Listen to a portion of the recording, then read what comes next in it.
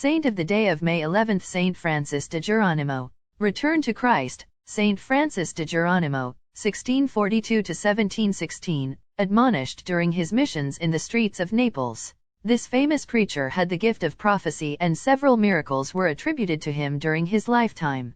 The firstborn of 11 children, 4 of whom became religious, Francis was born into a wealthy family in the region of Apulia, in southern Italy. From his childhood he showed great Christian piety. His biographers report a prodigy performed at an early age and known as the miracle of the bread.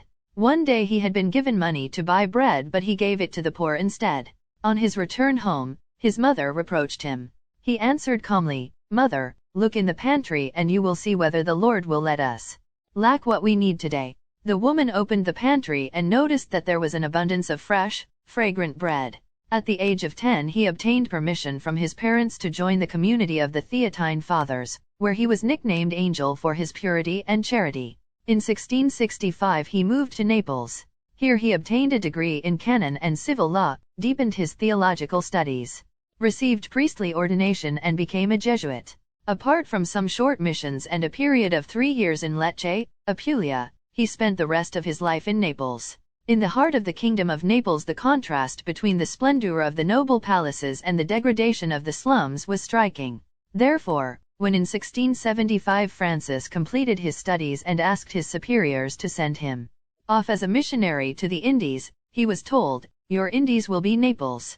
The saint carried out his apostolate by preaching in the squares and in the streets, trying to communicate his love for Jesus and Mary. He devoted himself to converting prostitutes, visiting prisoners, and alleviating the sufferings of the poor and the sick. He encouraged devotion among the Neapolitans to Saint Cyrus, the ancient Egyptian martyr, carrying with him some relics of the saint, with which he would bless the sick. Healings were numerous, and many thought that Francis used the relics of Saint Cyrus to humbly hide his own gifts as a miracle worker. He was very attentive to the sacraments, and for every third Sunday of the month he multiplied his efforts for general communion. He would prepare people's hearts during his open-air sermons, and exhort them to go to a church called Chiesa del Gesù, where many other priests were ready to hear confessions. Prophecy was another of the graces with which the Lord blessed him. One day a married couple, friends of his, asked him to bless their son. Francis took the child in his arms and exclaimed, "This child will live to a very old age, he won't die. Before his 90s, he will be a bishop and a saint and will do great things for Jesus Christ." The little one he had blessed was Alfonso Maria de Ligori, 1696–1787. It was the mother of the latter, Anna Cavalieri, who told the story of this prophecy to Father Antonio Maria Tannoia, the first great biographer of Saint Alphonsus. Saint Alphonsus died at the age of 90 years and 10 months.